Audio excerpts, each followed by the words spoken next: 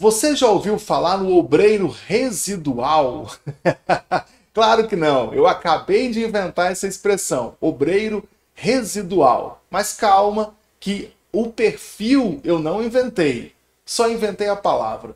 Residual, de resíduo, daquilo que sobra quando você tira o principal. Aquele arroz que ficou grudado no fundo da panela, a rapa, aquela sujeira que ficou do caldo de feijão, aquilo lá é o resíduo. E existe o obreiro residual. Que é isso? É aquele obreiro antigo, que tem 40 anos de crente, 40 anos de ministério, e que já pregou muito em outros congressos, e que já viu muita gente crescer no evangelho. E a pessoa fica o tempo todo contando os casos do passado. Hoje, os atuais líderes da igreja, esse obreiro residual, ele conta que já foi tio da salinha do pastor fulano, que ele, quando o pastor fulano chegou na igreja desviado, ele que foi lá dar os primeiros conselhos para aquele pastor, que quando o evangelista fulano chegou, foi ele quem indicou para o diaconato, e todo mundo passou por ele. E agora está todo mundo lá, sendo líder de departamento, de congregação, né? Pastores de igreja. E ele está fazendo o quê? Nada. Hoje não prega para ninguém, não lidera departamento nenhum, não tem ministério nenhum. E ele fica vivendo desse passado. É o obreiro residual, que hoje não faz nada. E o que ele faz hoje? Conta como era no passado. Tudo bem. A idade vai chegando, você quer funções diferentes, algumas coisas requerem muito vigor, muita saúde, e a idade chega, você não consegue mais. Por exemplo, sei lá, fazer uma longa caminhada distribuindo panfleto de evangelismo.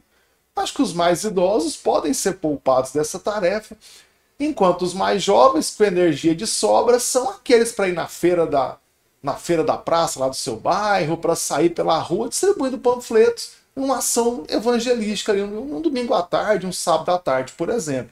Até aí tudo bem. Mas um trabalho de liderança, de aconselhamento, de pregação, qualquer pessoa pode fazer. Tem muitos idosos que eu conheço que são ótimos pregadores, ótimos conselheiros e estão hoje fazendo um bom trabalho. Em compensação, tem lá o obreiro residual, que hoje o papel dele é ir na igreja e contar para todo mundo que todo mundo ele conheceu quando chegou. Que todo mundo, quando chegou lá, ele indicou para diácono, indicou para o departamento tal, há 20 anos o pastor fulano cometeu um pecado, ele foi lá e ajudou. Todo mundo queria excluir o irmão fulano, mas ele foi lá e não deixou que isso acontecesse. Quanto tempo aconteceu isso? 30 anos. Poxa, 30 anos. Mas o que me incomoda no obreiro residual? Como eu disse, a idade chega, o tempo passa, as novas gerações chegam, e eu acho que é justo, aquela pessoa que tanto trabalhou na obra de Deus, que hoje deixa essas funções que requer mais tempo, mais esforço físico, para os mais jovens, ficando os mais idosos nessa função de aconselhar, de supervisionar. Eu mesmo já fiz um vídeo aqui no canal falando dos idosos na igreja, que são a coluna moral da igreja, que são aqueles que nos aconselham, que nos ensinam o caminho certo. E eu dou muito valor para essas pessoas mais idosas na igreja e eu acho que elas devem ficar lá sim. Inclusive os mais jovens respeitar e ouvir a voz dessas pessoas. Eu vou deixar o link desse vídeo que eu falo dos idosos na descrição desse vídeo. Você pode acompanhar ali o que eu acho dos idosos da igreja, dos membros mais velhos, tá? Mas vamos falar do obreiro residual, o que realmente me deixa pensativo. Se eu tenho alguém que tinha um cargo de liderança importante no passado, que foi um pregador importante de peso no passado, que foi um grande conselheiro no passado, por que essa pessoa não é um grande pregador hoje? Por que não é um grande obreiro hoje? Por que não é um grande conselheiro hoje? Porque eu não consigo pensar que Deus vai tirar de alguém a unção. E nem consigo pensar que a igreja, enquanto congregação, vai rejeitar alguém que tem tanta experiência, que tem tanto a oferecer. Por que está jogando essa pessoa fora? Eu não entendo. A não ser que essa pessoa tenha cometido algum pecado, tenha feito algo de errado e não conseguiu se reerguer. Aí o que é que sobra hoje? Viver do passado. O que é que sobra hoje? Viver daquilo que foi há 10, 15, 20, 30 anos atrás. Ah, pastor Ricardo, mas todo mundo comete pecado. Ah, não brinca. E você acha que eu nunca cometi nenhum pecado? Você acha que eu nunca fui chamado a atenção pelos meus pastores? Você está achando que eu nunca cometi um pecado que eu tenho vergonha de contar para vocês aqui, por isso eu nunca contei? Vocês acham que eu nunca fui chamado no gabinete do meu pastor e ele me deu uma dura por um problema? Eu nunca envergonhei ele. Eu nunca fui desrespeitoso com a minha liderança.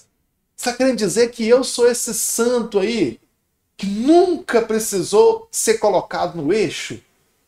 Liga para o meu pastor aí, quem sabe ele te conta. Ele sabe dos meus pecados, porque eu confesso para ele. Agora, quando eu cometi um pecado, quando eu, com a minha atitude errada, envergonhei minha liderança, quando eu fui chamado a atenção pelos meus pastores, eu abaixei a cabeça, reconheci meu erro e trilhei o caminho de volta para o meu ministério. Quantas vezes a pessoa comete lá um pecado escandaloso? A liderança da igreja precisa intervir. Vem cá, vamos disciplinar essa pessoa. Tira do ministério, dá um tempo, depois volta. Quem nunca pecou, que atire a primeira pedra. Quem nunca errou. Agora, quem deve voltar para o ministério? Quem deve voltar a pregar, a cantar, a aconselhar, a fazer tudo? Aquele que reconhece o pecado, confessa o pecado, abandona o pecado e espera um tempo para mostrar para as outras pessoas que ele está mudado e volta para o ministério. Então, quando eu vejo um obreiro residual, aquele que só tem história do passado para contar, mas que hoje ninguém respeita, hoje não tem nenhuma ação, eu posso estar errado e de coração eu quero estar errado. Se você tem uma história dessa, põe nos comentários aí, faz questão de ler, de responder. Quem sabe eu gravo até outro vídeo e corrijo esse aqui, eu faço um complemento. Porque todo mundo já pecou, já errou, já se envergonhou, já fez o que se arrepende. Só que eu me arrependo de verdade. Confesso, recomeço no ministério e eu sou colocado de novo para trabalhar. Se isso não aconteceu, é porque eu entendo que aquele obreiro residual aprontou alguma coisa, não aceitou ser chamado a atenção, não confessou o pecado, não reconheceu que errou e não quis passar por esse tempo de disciplina que muitas vezes eu mesmo me imponho. Ou você impõe a si mesmo e depois retoma seu trabalho ministerial. Então, se não aconteceu o obreiro residual, o que eu penso? Você não confessou o pecado. Você não mudou de vida. Você não quis esperar o tempo. Não é porque você indicou para diácono, o cara que hoje é pastor de congregação, que você é maior que ele. Que quem colocou lá foi Deus. E Deus vai tirar se for o caso, não é você.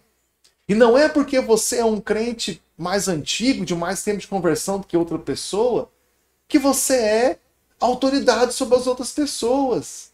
Antiguidade não é posto. Ok? Entre militares, com o passar do tempo, você pode ganhar algum posto. De cabo vira sargento, depois com antiguidade. Na igreja não é bem assim. É o dom que Deus dá. É o cargo que Deus dá. E muitas vezes não está sendo dado para você.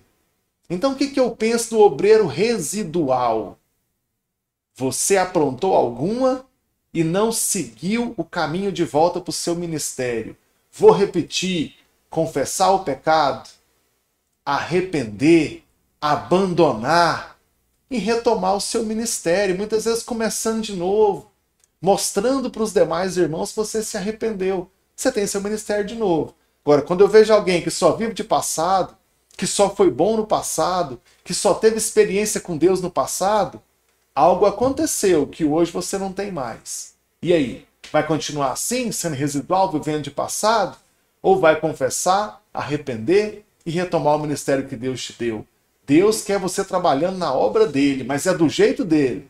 Arrependido, com o coração quebrantado e obediente à liderança. Não tem essa de eu nasci há 50 anos atrás, eu tenho 200 anos de ministério. Importa se você é obediente a Deus e à liderança local. E Deus vai abençoar você. Não se esqueça que Cristo é o pastor da igreja. E aquele que Cristo colocou na liderança é aquele que nós devemos honrar e obedecer, como nós honramos a Cristo. Se aquela liderança não está boa, o próprio Deus vai tirar. Ou Deus não está vendo, só você. Então ora, espera, confia e deixa de ser um obreiro residual e passa a ser um obreiro que hoje tem algo a oferecer a Deus e não somente no passado.